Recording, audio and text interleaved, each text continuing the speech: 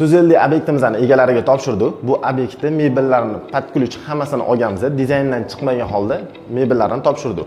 Bu obyektda oshxona dapatalka variantda krashinli MDFda bo'lgan, ikki xil rang ishlatilgan. Toshlari ham kvars tosh, fartuklari bilan qilingan. Ko'rayotgan bo'lsangiz, bu yoqlariga plintus qo'yilmagan.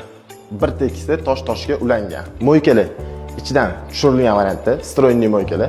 Bu yoqda pasuda mo'yka.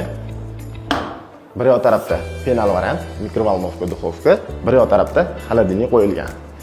Tepa qismlariga bulim profilli ishlatilgan, oynalari reflonli bo'lgan.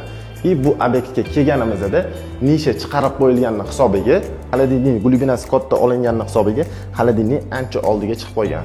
Imkon bo'lsa, shu nisha chiqarayotganda mebelni aniq dizayni, aniq chertoji, xolodilnikning aniq razmeri bo'lsa, shunaqa holatga tushib qolinmaydi. Kimga shunaqa premium kassada patkulich mebelda kerak bo'ladigan bo'lsa, Melloris mebelga murojaat qilaverasizlar.